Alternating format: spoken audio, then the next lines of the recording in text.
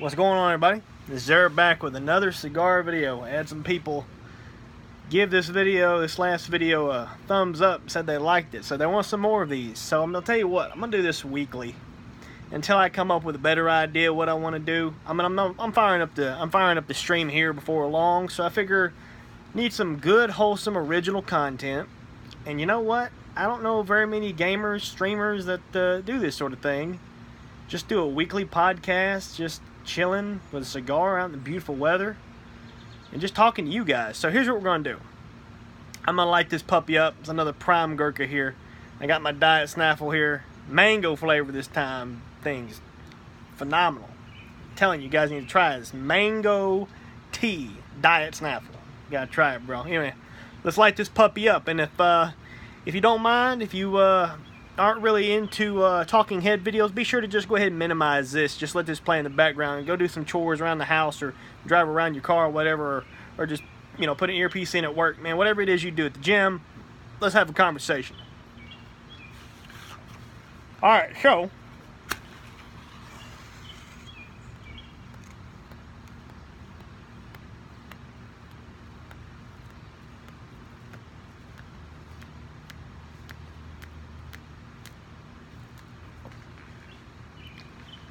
So last time we left off, we were talking about life, the Navy, you know, things of that nature.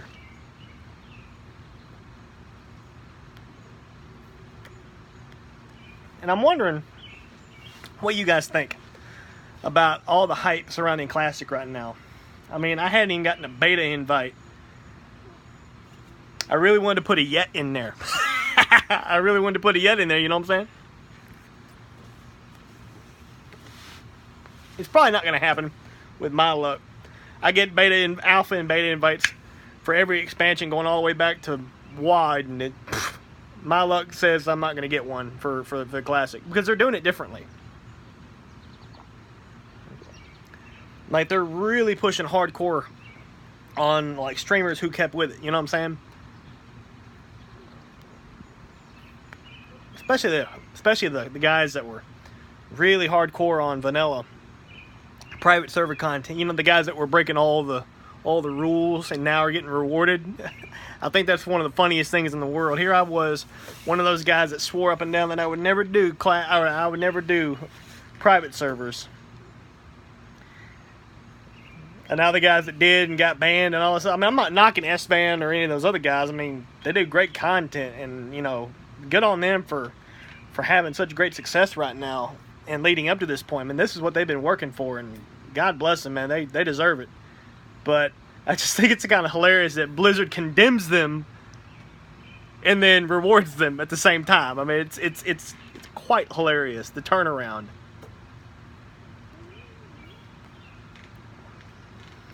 But beside the point, or that's besides the point, let's talk about a couple things about the hype surrounding Classic right now.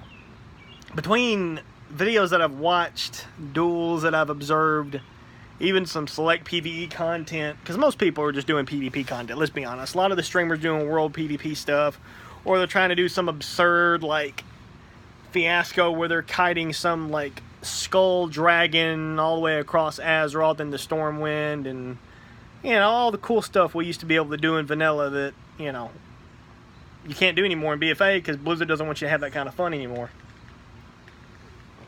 They want to put you in a box and say, this is how you're supposed to play. If you don't play it that way, we're going to hamstring you so that you have to play this way.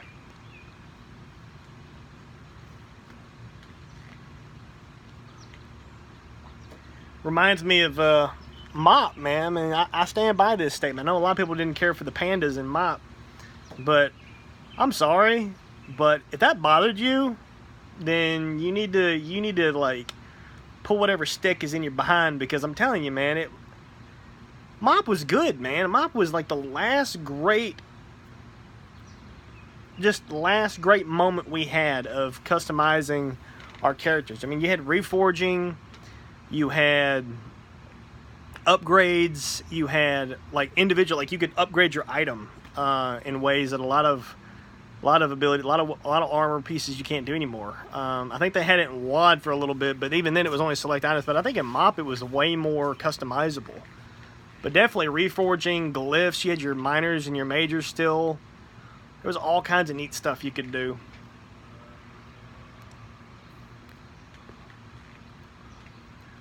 Not to mention the fact, he had so many great abilities, like a Druid's Symbiosis, however you want to pronounce it.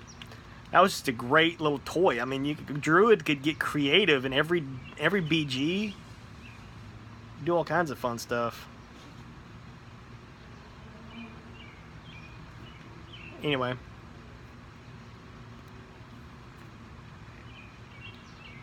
It's beside the point. I think I was watching Asmongold. Not his stream. I don't really watch any of these guys' streams. But I was watching one of his YouTube clips or whatever. I think somebody does like a compilation of his stuff and puts it on YouTube. Anyway, he was dueling this mage. They were both level 30.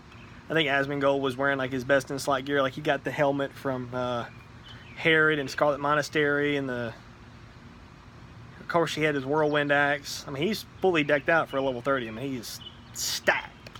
But this mage, I don't know what the mage's name was, but he admits that he never played vanilla. I don't know. It's a little weird to see somebody like openly admit they never played classic or vanilla, excuse me. But I mean, at least the guy's honest, and he's on this frost mage, a gnome frost mage, and he is just, I mean, for what it is, I mean, Asmongold almost like one-shotting him a couple times, but for being as crap geared as he was giving Asmon a fit. Like, Asmon was, you could tell he was visibly upset. But I think it was just because of the fact the guy was getting a lot of lucky procs with Frostbite more than it was anything. I think that, I'm gonna get my ash here in the cigar tray. I think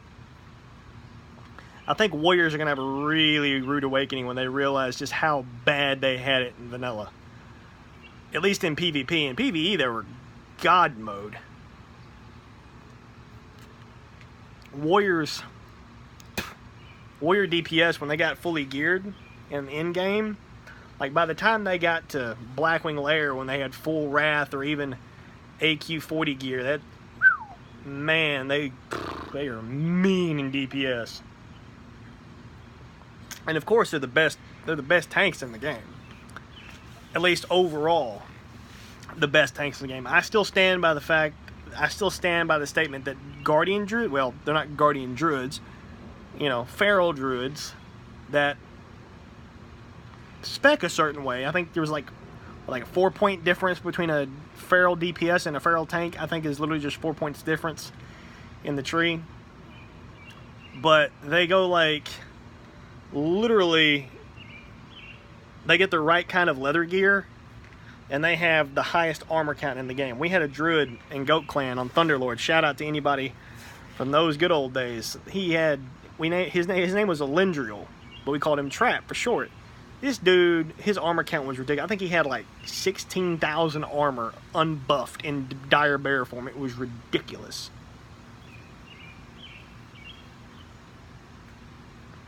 We had two warriors, Demonos and Star. Star was some crazy Australian, man. He just, guy, when he'd go on a cuss rant, bro, you'd laugh your head off, man. Couldn't understand half of what he was saying. It was quite hilarious. But the two warriors would tank just about everything until it came to like anything that was strictly physical damage based. Trap would be the guy we'd send in. And the difference in how much damage he would take, or how much damage he could like get dealt to him before the healers really had to pay attention, was impressive. I mean, it gave us a really cool advantage in a lot of different ways.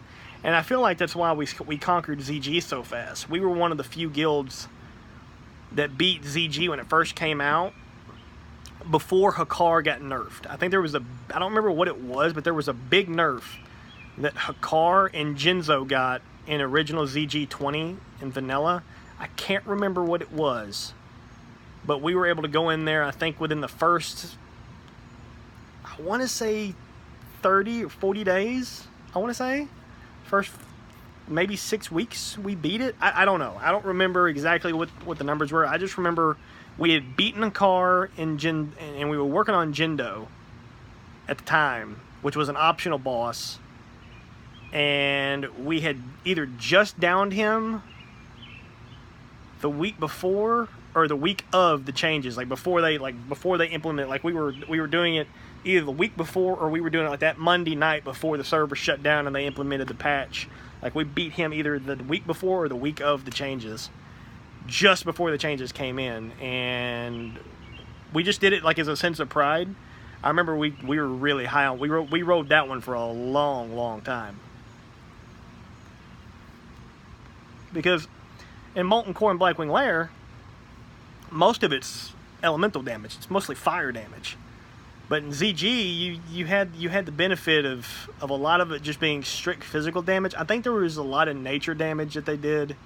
It's been so many years. I think there was a couple of fights where there was elemental damage involved. Of course, there's also a lot of really cool mechanics back then too. Like you had to have pots and potions and stuff to heal diseases and curses and whatever it was. I can't remember. There was something you had to have for one of the ZG fights.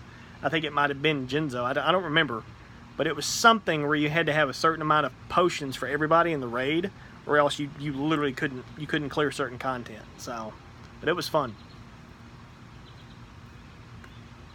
I think we actually for that whole first month we stopped doing Molten Core. Like we put Molten Core on hold, at least on our designated raid nights. I think we actually ended up doing alt raid nights where people wanted to gear their alts, and we would bring alts in on a different night. But it wasn't mandatory for people to show up. So sometimes we'd end up having 19 people show up, and we're like, okay, well we can't 19-man MC, so we'll go farm Ubers over and over and give our alts their pre-raid best in slot. That way they weren't so bad off, and it wasn't like we were wasting a night. But anyway, I still go back to what I was saying before. I think a lot of, not just warriors, but a lot of classes in general, a lot of people are going to be shell-shocked when they realize how much different Classic is going to be from what they either remember Vanilla being. Because I've already seen a ton of content creators, streamers like S-Man or Tips or Stay Safe, that are like, my God, hitboxes and drop rates and all this other stuff. I'm like, yeah, it was that way. I don't know what's wrong with y'all's memory, because I have no problem remembering all this. Vanilla was great in a lot of different ways, but it was so unforgiving in a lot of different others. But it was that unforgiving nature that made it great. I mean, it really was. Like, the fact that you had to group up, because the quests, especially the elite quests, and the mobs were in such tightly packed in areas where it was almost impossible. If you weren't a hunter or a caster, if you were a rogue or a warrior, good luck. Good luck doing 50% of the content by yourself, because it was rough.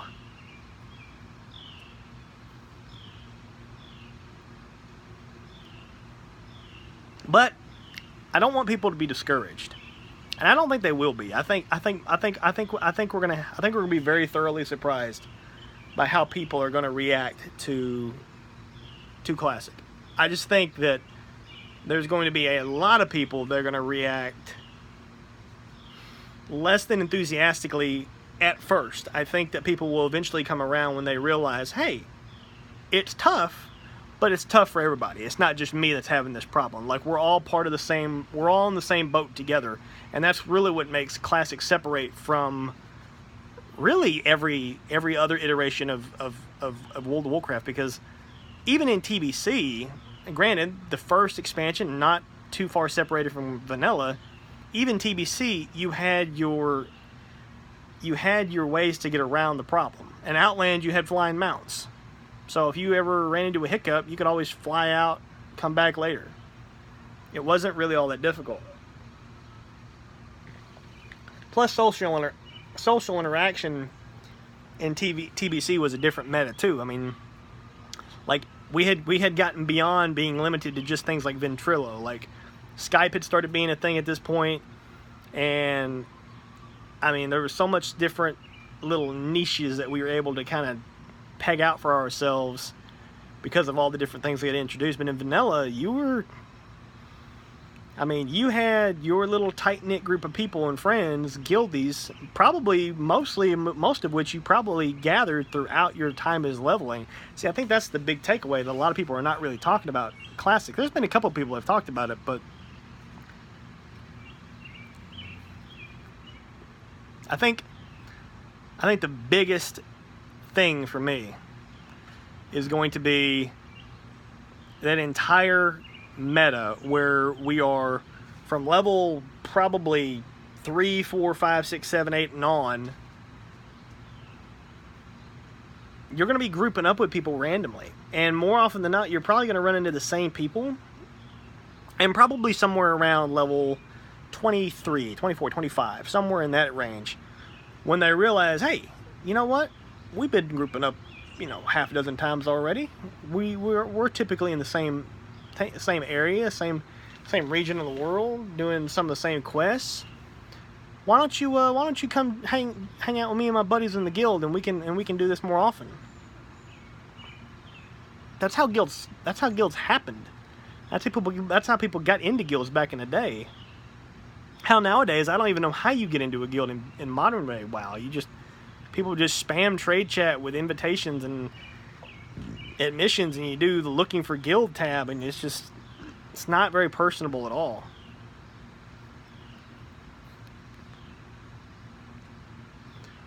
I mean, really, the only guilds that really have any kind of success in the social interaction department are the high-end guilds, if you think about it. Because, I mean, they push because they're looking for a specific kind of player on a specific schedule where demands are made and have to be met before you can even begin the application process. So by the time you actually get into the guild, they know exactly who you are, what you bring to the table, and what you can offer. And at that point, it's a symbiotic relationship. They need you, you need them, so you're going to work together collectively. That's the closest we've gotten. That's the closest thing to vanilla that we've ever had, is these really high-end guilds. And nobody really thinks about it that way, but if you think about it, it's exactly what it is.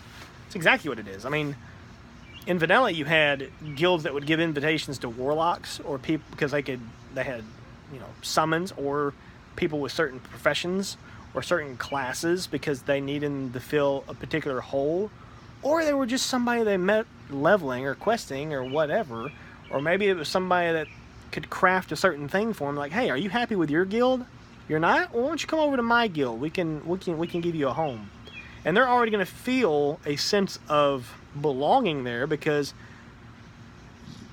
they know that you need them. They feel appreciated. All their hard work they put into this character or into this profession is paying off. They're making relationships. They're building a community around what they bring, and it adds a layer of social interaction to the game that's really been missing for a long time.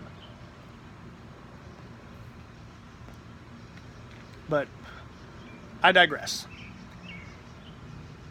Classic is everything that I was hoping it was going to be. The more I look into it, the more I dissect everything that I see, and honestly, there's some things that have me concerned. I'm not going to sit here and say that Classic is all sunshine and rainbows. And when I say concerned, it's mostly just around the fact that there's this humongous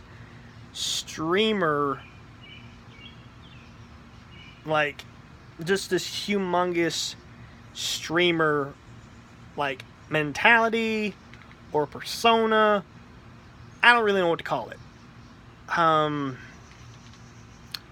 guess you could call it a society of sorts, or a cult. I don't know. Cult sounds like a negative connotation, but it really is what it is, because if you look at all these streamers, and some of them are bigger than others, mind you, and I don't want to sound hypocritical because I'm a streamer, but I'm not an Asmongold or a Soda Poppin'. Like, let's get real here. I'm not either one of those guys, and I'm not sure I ever want to get that big, because those guys can't Those guys have to stream virtually almost every single day because of obligations either through sponsorships or their audiences have come to expect it. I just want to stream and have fun and build relationships in a community.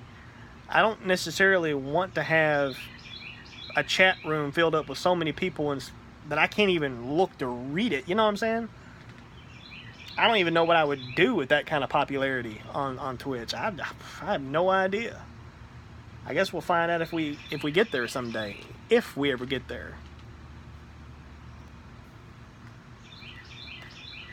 But to me, the major downside is going to be the impact it's going to have on the server. I know a lot of these guys, like S-Van, I think it's, who all's doing it? I think S-Van's doing it, Stay Safe is doing it. No. Yeah, S-Van, Stay Safe, and I think a couple other streamers are going alliance, and they're going to group up on the same server, and they're going to all do PvP servers. And I'm like, you know what? That's cool, because when you're a streamer and you're going to have all of these people following you, they can be your personal bodyguards. But then I look at somebody like Swifty, who I love to death. I mean, I've gone to Swifty's gaming house. I've hung out with him in IRL, and the guy is truly dedicated to what he does. And he is, say what you want about him. I know a lot of people have different opinions about different streamers, but he's the one streamer that actually, like, I mean, the guy's always constantly thinking about and working towards improving himself personally and professionally as a streamer. I mean, and he's never changed. He's always been dedicated to what he does, and I've never seen someone give so much dedication to his craft. I mean, he truly is, in my opinion, the best streamer there is. It's not because I'm a fan, but it's just because I've seen what he does in real life, and I've never seen anyone dedicate themselves so singular to a, you know, one purpose. And it's incredible to see that kind of motivation out of somebody. It inspired me, right? It inspires me to come back to streaming, because I always want to come back with that same desire. Because I had that same desire. I have that same ambition. I have that same motivation. It's just I was not in a position to dedicate myself because I had college. I had just gotten out of the Navy. I was trying to transition into civilian life, and that was way harder than I was thinking it was going to be. And then, of course, I met my eventual wife, and I had to dedicate time to her so we could, court each other and date each other, and we were long distance, so that took some time. But now that we're married and, we're living in our apartment together, and we've each got a kind of a career starting out in the beginning phases, we've kind of ironed out our own little, time frames where we can, pursue some certain hobbies. So now I'm able to dedicate myself to that. But my point is that Swifty talks about constantly how he wants to do, he wants to pursue, and I'm just using him as an example. This is going to apply to every major streamer. I promise this is going to apply to all of them. If you go on a PvP server, I guarantee you 90% of them are going to try and push for that rank 14. I know Swifty is. He talks about it all the time. And while I love the guy to death, I am terrified. I don't know this. I don't know this for a fact, but I'm so scared because he's going to try so hard to push for rank 14 once honor becomes a thing. And he's going to push World PvP before BGs come out, because there is going to be a monopoly. Don't let anybody fool you on this. There's going to be a monopoly on the BGs. There are going to be monopolies on the BGs just like there is with threes in Arena. Like, if certain individuals don't want you to get glad, they can stop you if they really wanted to. They really could. I mean, I know a lot of people think that I'm probably wearing a tinfoil hat right now, but trust me, it exists. It's there. So the only thing is in order to avoid dealing with the monopoly on the BGs, you're going to have to avoid one of two things. You're either going to have to avoid those servers, or two, you're going to have to get your honor outside of the BGs, which is possible. It's doable. But I don't think someone like Swifty or any other big streamer is going to find success doing that, because there's going to be some idiot. There's going to be somebody that's going to get in their raid or their raid team or whatever at South Shore versus Terran Mill or somewhere else, like maybe Winter Spring, or eventually Silthus when it opens, or Eastern Plaguelands if the towers are there. There's gonna be somebody that's gonna feel like they want to be a wise ass or a jerk, and just start racking up, dishonorable kills left and right. You know it's gonna happen. Somebody's gonna do that, and when one person does it, 2 people are gonna do it, and when 2 people are gonna do it, 4 people are gonna do it, and it's just gonna escalate. And I feel like they're just gonna keep having to push beyond the norm, and I just don't think it's fair for them. I know a lot of people are like, oh, streamer privilege, but I'm like, yeah, but do you also realize that they don't really get a moment's peace? I know that they will never say this. They'll never say this. But you have to think that at some points they just want to log on and they just want to play. They just want to play. They just want to enjoy their time. But people on their BNet, or people on their friends list, or people that, are dedicated people that watch them stream, and the people who are actually dedicated want the streamer to feel comfortable. They don't want to bother them. They don't want to bug them. But you've got this relationship with this individual, and you want to be a part of the story. You want to be part of the journey. You don't realize you're doing it as a fan, but sometimes they just want to log on and they just want to play.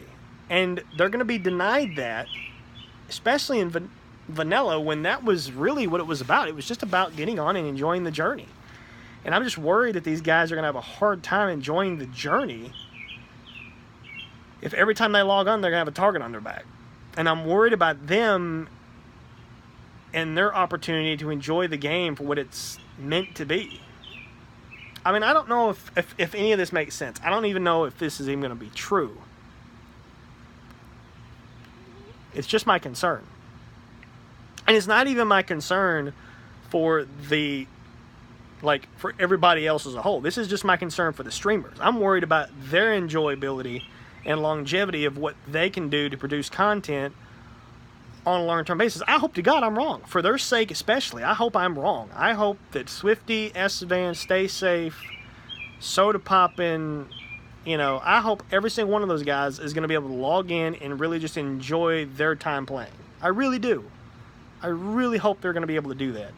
But I'm just worried that more often than not, they're going to log on and be like, oh my God, I got to deal with this posse following me around everywhere I go. I'm never going to get a moment's peace. I wonder if that's going to be an issue. And then I worry for their well-being as far as pursuing rank 14, because if they ever want to do rank 14, the only way that I see them consistently being able to do it efficiently is if they team up with other like-minded streamers and just work together, because they know they won't betray one another. There's that whole streamer confidence in one another. Hey, we're both working towards a common goal here. We're not going to screw each other over, because they're going to invite some random asshole who they think is going to help them achieve their goal, and next thing you know, they've got half a dozen dishonorable kills, and they're going to go from rank 11 down to rank 6. And now they're going to start the grind all over again, essentially. And that's just, God, dude, I don't want to see that happen to them. I really do not want to see that happen to them. Especially somebody like Swifty, who's actually been there before and has done this. I mean, he got all the way to rank 13. And 90% of that he did without turning in badges. He was just throwing his badges away. And I laugh every time he says that on stream. I'm like, dude, that's terrible.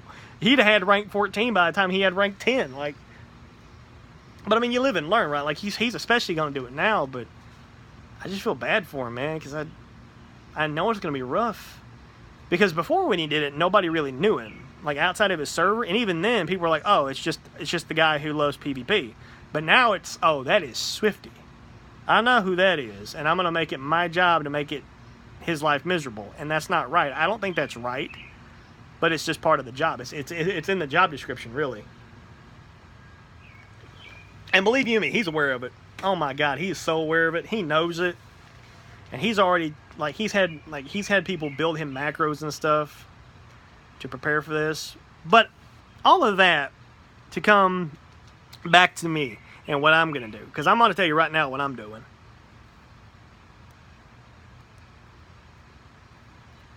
I'm doing a PvE server. I'm not kidding. I'm not monkeying with that nonsense. I ain't dealing with it.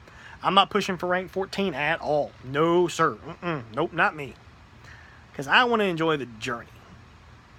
I want to go out with friends, guildies, followers, fans of the stream, or whatever. And I want us to go out and just have fun. I want us to go out and gather herbs and gather ore and get as much Arcanite as we can and put them in the auction house. Split it, 50-50 or whatever. Or get my guildies set up for life. Take care of them as best I can. Because that's what it's about. It's about the community. It's about the guild. It's about just your friends, people that you play with on a regular basis. I want to be able to roll in to Blackwing Lair, first attempt, and get all the way to Vale and say, you're going down this time, buddy. You are going down this time. Couldn't do it the first time when I did it with Goat Clan.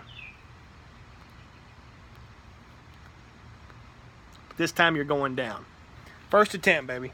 First attempt, he's going down. I'm calling it right now. But, I mean, I think small, man. I don't really want to have these big aspirations.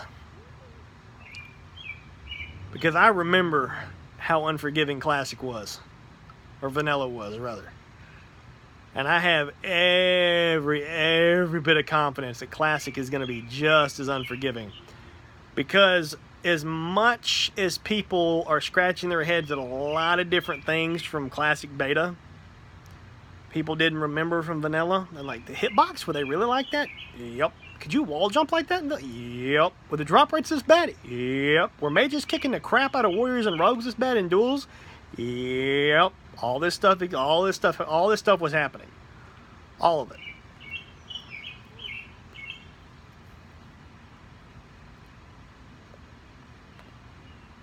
All of it was happening.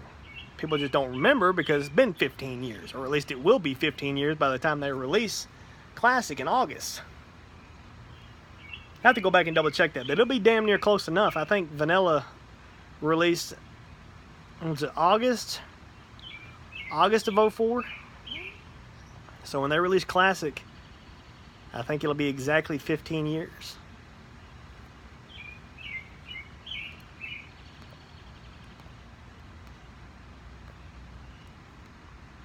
I need to relight half of this side. Anyway, I think that people will be surprised when they get to 60 how much different it's going to be. I mean, hell, just the difference between 30 and 40 is substantial. Which is why I think Blizzard decided not to let level 40 be the level cap.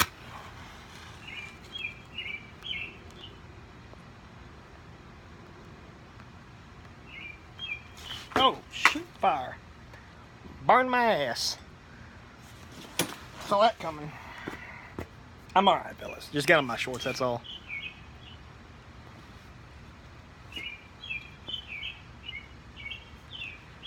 I don't know. You get to max level and things change. You know, you gotta get your mount at 40, your initial mount, and then you gotta get your level 100. You get your 100% mount.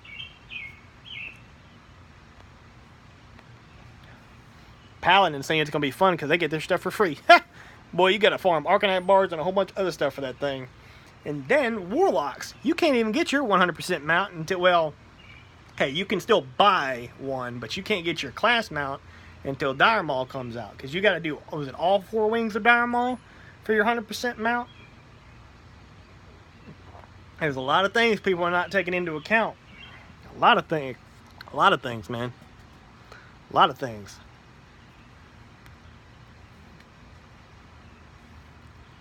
Hell, I'd forgotten until last night. I did a little digging.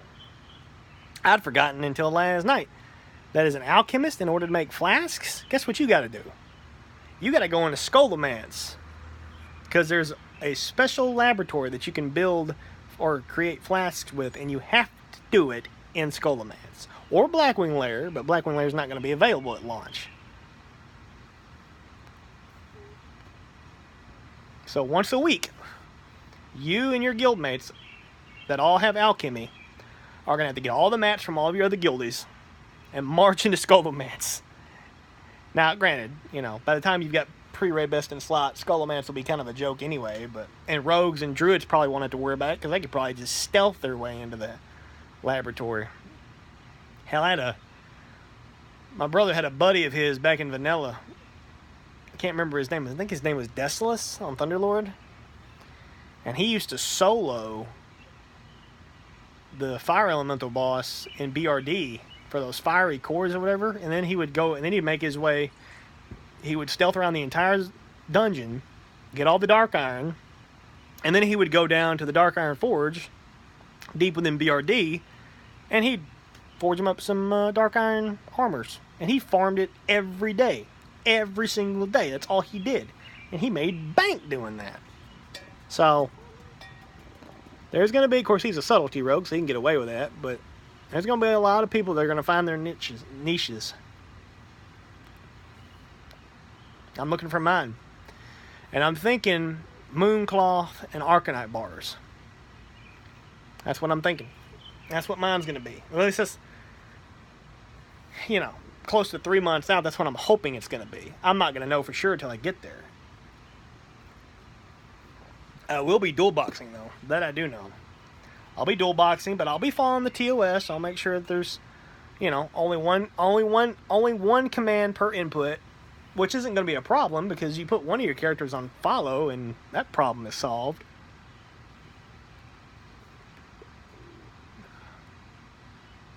And then all you have to do is have your main character do the targeting, do the attacking, and then just make a macro for, you know, slash auto shot, whatever the hell my, you know, target's following, and just, you know, macro for assist, whatever your main character's name is, slash auto attack, assist, whatever the hell that target is targeting.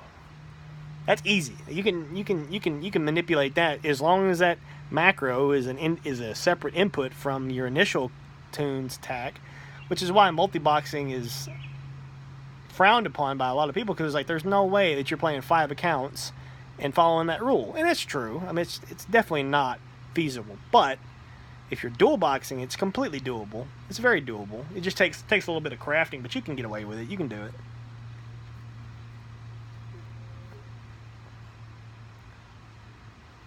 And I'm only doing it to level a little bit faster, so I can do some of that harder content without really having to worry about leveling or without having to group up as much. I'm still going to want to group up, obviously, because I've already got a guild lined up. Shout out to my boys in God Tier Gaming if you're listening. But I'm going to be doing that more or less just for the fact that I want to have the 2 accounts. That way, that when I get to level 60 with both those characters, one I'm going to park in Winter Spring, and he's just going to be my farmer, and then the other one's going to come back to all the starter zones and is going to help me power level a lot of other alts to level 35. That way I can have artisan professions for alchemy and tailoring. Because if I have, I think I did the math the other day, if I have 8, hold on a minute. If it's 8 alchemists, Arcanite bar is a 2-day cooldown. So I can make essentially, if you factor in 8 days, essentially a week, and then you take 8 alchemists every 2 days, so 8 divided by 2 is 4. So I'll be able to go through the cooldown. I'll be able to use the cooldown 4 times across 8 characters. Now you take 8 and multiply it by 4, and you're looking at 32 characters, man. 32 Arcanite bars in an 8-day period. Now all I need is 8 tailors, and I can do the same thing with Mooncloth. Now granted, Mooncloth is 96 hours, which is 4 days, but it's the same concept, and you just half 32, and voila, you've got 16 Mooncloth in 8 days, you've got 32 Arcanite bars in 8 days, and I don't think there's a single mat in the game that requires more than 32 Arcanite bars, and if it does, big whoop. Give me another 4 days and I'll make another freaking 16 Arcanite bars. Problem solved. Same thing with Mooncloth. Give me another week and I'll have 32 pieces of Mooncloth. But, I mean, again, it's all going to depend on the server. It's going to depend on the server economy. I'm going to have to adapt. I'm going to have to adjust. I may say screw it and say, you know what, instead of having 8 tailors and 8 alchemists, I may just say screw it and do 8 tailors. And then have whatever else they do, like, be something else. I don't know.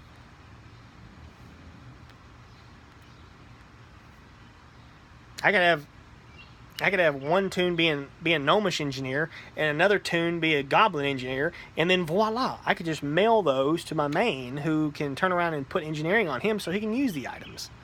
Like, problem solved. And I don't even remember if there was any, and if there was, how many items actually required engineering to use. I don't remember. I'm pretty sure there was some, but I don't think it was a lot. It wasn't like now where like you have to be engineering in order to use like 90% of the items. But again, this is all just in my head. I think about all these things all the time, but let's take a step back from WoW for a minute and let's talk about Godzilla, King of the Monsters. I want to nip this in the bud right now. Saw it this past weekend in IMAX. And if you're a G-Man fan, let me tell you right now, it is definitely worth the price of admission. But if you're not like me and you were never a hardcore Godzilla fan, save your money. It's not really worth it if you're not a humongous Godzilla fan, because you're probably going to watch it and you're going to raise an eyebrow thinking, really? That's the story? That's the premise? Like, that's a little weak, and it might ruin the experience for you. Now, if you're one of those people that doesn't really care about story and you just want to see, you know, badass monster action, by all means, go to the theater, get you a box, get you a big bowl of popcorn and a large drink, and just sit back and enjoy yourself. Have a good time. But especially if you're a big G-Man fan, the movie does him justice in a lot of ways. I mean, they really solidify him being the king of the monsters. And I'm not going to give you any spoilers, but there's one scene in the movie where Godzilla, like, he's got it in the bag. And in typical human nature fashion, we got to ruin it for him. You see the movie, you're going to know what I'm talking about. Anyway. But yeah, if you're a big G-Man fan, definitely go see it. If you're just a big enjoyer of all things popcorn films, you'll enjoy it too. Go check it out. But if you're just a casual moviegoer, save your money. Wait for it to come out in rental, digital rental or something, and then, rent it for a weekend with your friends for like $3 and, enjoy it then. I'm just having a hard time believing that we're going to get Godzilla vs. Kong, like, next year. Like, 2020, that's happening? Are you serious? It took us 5 years to get from Godzilla to the next Godzilla film. 2014 and 2019. It took us 5 years. I have a hard time. And that movie has to already be, like, in late, like, post-production, if this is true. Like, because in a year, a movie's coming out. You know what that means, right? By the time that Godzilla, King of the Monsters, comes out on Blu-ray, we're going to be getting trailers, like teaser trailers of Godzilla vs. Kong. That's ridiculous.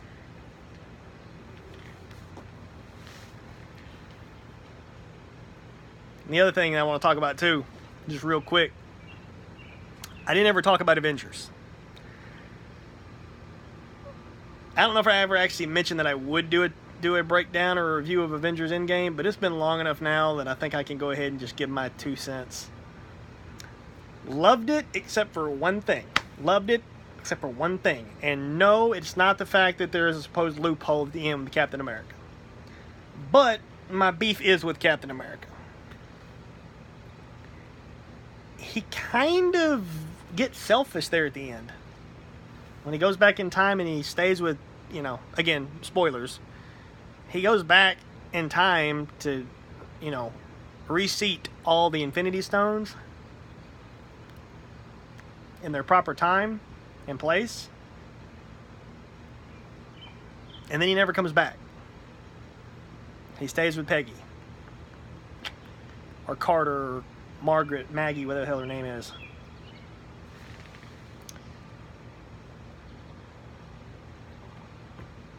Captain America, I don't think, at any point in the series, in the MCU, gives us the impression that he's a selfish individual. Quite the opposite. And now, all of a sudden, he just says, screw it. I don't know, man. It didn't ruin the movie for me, and I'm not going to nitpick it and ruin it for myself or ruin it for others, but it just didn't sit 100% well with me. I understand why the Russo brothers did it, because it was the quote-unquote ending that Captain America deserved. But that's what made Captain America great, is that he knows that everybody else in the world would do it because they deserve it. But Captain America doesn't do things because he deserves it. Captain America does it because it's the right thing to do, and he sticks to his moral guns. I don't know. I understand why they did it, and I'm not knocking them for it. The Russo brothers have never failed me, and they will probably never fail me. But it just, I don't know. It didn't do it for me like it probably did for a lot of people. I don't even mind the whole, like, you know, he went back in time with the machine and then he never officially came back. He just lived out his days and there he is on the beach. Like, that didn't make any sense. But I'm like, okay, I'm willing to let that one slide. I give you one pass. And that was it. But otherwise, Endgame was phenomenal. Didn't really care for Captain Marvel so much. And they depowered Thor, which I guess they had to do, because if Thor is at full power in that movie, that fight with Thanos at the end is not a fight. That fight with Thanos is not a fight if Thor's full power. If Thor is at full power with both Stormbreaker and Mjolnir, he doesn't need Tony Stark, and he sure doesn't need Captain America. That fight is over before it even starts. Axe, you know, double-sided blade or not, Thanos does not win that fight against Thor at full power. Does not happen. If Thor from Thor Ragnarok is there with Stormbreaker and Mjolnir, that fight is over. That fight is so over. But they had to depower him because it wouldn't have been a fight otherwise. But it's all well and good, man. I'm excited for Spider-Man Far From Home. I'm hoping against hope that the title is a nod to what I'm itching for, which is for Spider-Man to somehow get sucked into that alternate Earth dimension and find out and meet Venom. That's what I'm hoping. I'm hoping that happens at some point, even if they don't fight together. Just meeting Eddie Brock, just a passing glance, even if it's just a cameo, I don't care. I want him and Eddie Brock. I want Tom Holland and Tom Hardy to have a sit-down, face-to-face where they kind of click and connect. Because I kind of want to see that chemistry. I think they would have really great chemistry on screen. I really think they would. I really, really think they would. I think Tom Holland's, like, perfectly nails Spider-Man's, like, wisecrack attitude. And Tom Hardy's symbiotic relationship with Venom and Eddie Brock. Of course, he voices both characters. I think he nails it, bro. And I think those two together would be a hoot. I could only imagine the thoughts going through Venom's mind. And the commentary that he would be giving. Oh, that would be great. Of course, Tom Holland Spider-Man, his spider sense would be going off in very weird ways. Because remember, in the comics, the only reason that Spider-Man, Peter Parker, is not able to sense Venom with his spider sense is because the symbiote had already been attached to Peter Parker and had worked basically an immunity to his spider sense, and basically makes Venom immune and invisible to his spider sense. But in this case, that wouldn't have happened yet, so his spider sense is going to be like, dude, there's something weird about this. You need to get away from this guy, or you need to be like on your toes. Like, that would be really cool if they did kind of a nod to that. I would like that. But anyway, guys, we're getting to the end of this smoke. God, I love it when it gets down to this little bit here. what can I say to wrap this up? I love you guys, man. If you guys are sticking around for these videos, man, love you guys. This is awesome. I really am enjoying this. I can just get out here on my balcony and just enjoy a drink and enjoy a smoke and just hang out with you guys. I'm going to LA this weekend for the Final Fantasy VII Symphonic Reunion. I know a lot of other big names are going to be there. I know the Maximilian dude's going to be there. I've never met him. I'd love to shake his hand, maybe to get a picture with him. Maybe tweet that out to you guys. But it'd be so cool to meet a couple other big-name content creators. I mean, I'm just an up-and-comer. And, you know, I'm hoping to just scratch the surface of what these guys have done for themselves. Because it'd be really cool to be able to say that I could do this full-time. But you never know. We got to see where the journey leads, you know. Sometimes you get to pick. Sometimes you only get to pick the direction. Sometimes you aim for the horizon. You aim for that sunset, and then 9 times out of 10, the wind's going to blow a certain way, and you never know which way the sails are going to take you. And wherever we end up, we're going to get there, and it's going to be awesome.